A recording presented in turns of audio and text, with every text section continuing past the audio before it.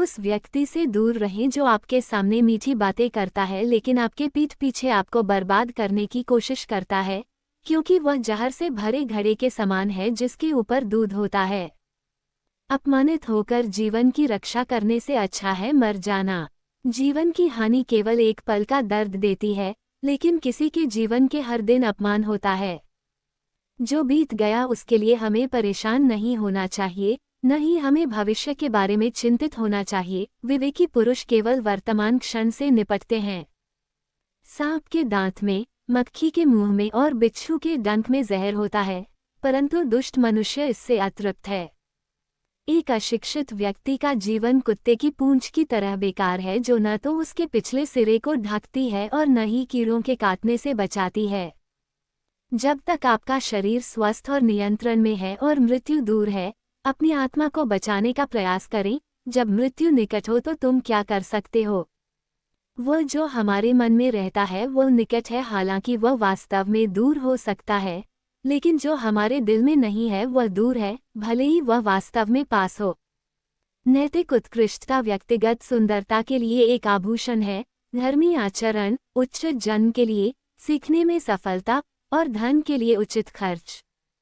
किसी व्यक्ति की उत्पत्ति का अनुमान उसके व्यवहार से, उसके मूल स्थान का उसके स्वर से और उसके भोजन के सेवन का अनुमान उसके पेट के आकार से लगाया जा सकता है। पृथ्वी सत्य की शक्ति द्वारा समर्थित है। ये सत्य की शक्ति है जो सूर्य को चमकाती है और हवा चलती है। वास्तव में सभी चीजें सत्य पर टिकी हुई हैं। अपने व्यवहार में बहुत ईमानदार न हो, क्योंकि जंगल में जाकर आप देखेंगे कि सीधे पेड़ कट जाते हैं और टेढ़े खड़े रह जाते हैं। हमें सदैव वही बोलना चाहिए जो उस व्यक्ति को प्रसन्न करे जिससे हम कृपा की अपेक्षा रखते हैं। जैसे शिकारी जब हिरन को मारने की इच्छा करता है तो वह मधुर गीत गाता है। एक विद्वान व्यक्ति लोगों द्वारा सम्मानित किया जाता है। एक विद्वान व्यक्ति अपनी विद्या के लिए हर जगह सम्मान पाता है। वास्तव में विद्या का सर्वत्र आदर होता है।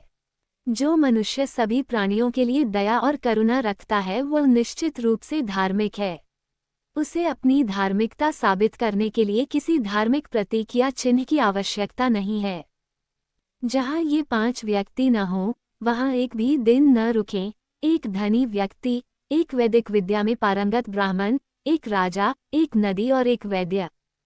वह जो नाशवान के लिए जो अविनाशी है उसे त्याग देता है, जो अविनाशी है उसे खो देता है, और निस्संदेह उसे खो देता है जो नाशवान भी है।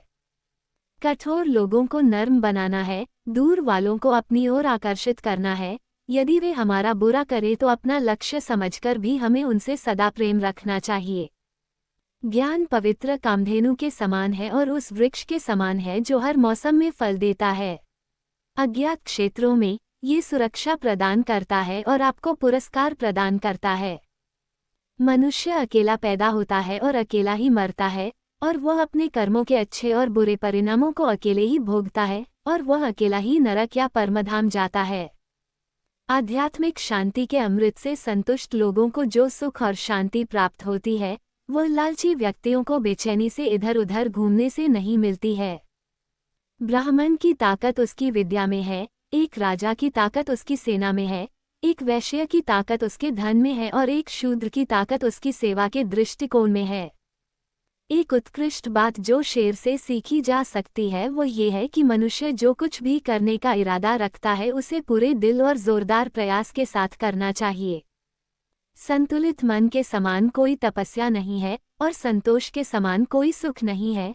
लोभ जैसा कोई रोग नहीं और दया जैसा कोई पुण्य नहीं। अपमानित होकर इस जीवन को सुरक्षित रखने से तो मर जाना ही अच्छा है। प्राणों की हानि क्षण भर का दुख देती है, परंतु अपमान जीवन में प्रतिदिन दुख लाता है। ज्ञान को व्यवहार में लाए बिना खो जाता है। अज्ञानता के कारण मनुष्य खो जाता है। एक सेनापति के बिना एक सेना खो जाती है और एक स्त्री पति के बिना खो जाती है। जिसका ज्ञान किताबों तक ही सीमित है और जिसका धन दूसरों के कब्जे में है, वह जरूरत पड़ने पर न तो ज्ञान का उपयोग कर सकता है और न ही धन का।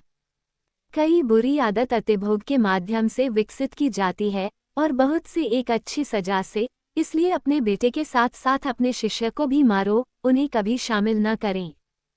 एक लालची व्यक्ति को धन की पेशकश करके उसके सामने एक अभिमानी व्यक्ति को ढंक कर जीता जा सकता है। मूर्ख को अनुनय विनय से जीता जा सकता है और ज्ञानी को सत्य से ही जीता जा सकता है। मनुष्य को ऐसे स्थान पर नहीं रहना चाहिए जहां लोग कानून से डरते नहीं हैं, बेशर्म हैं, और जहां चतुर लोग नहीं हैं, जहां लोगों में दया की कमी है, और जहां कोई रचनात्मकता या कला नहीं है। ब्राह्मण अपने संरक्षकों को उनसे भिक्षा प्राप्त करने के बाद छोड़ देते हैं, विद्वान अपने शिक्षकों को उनसे शिक्षा प्राप्त करने के बाद छोड़ देते हैं, और जानवर जले हुए जंगल को छोड़ देते हैं।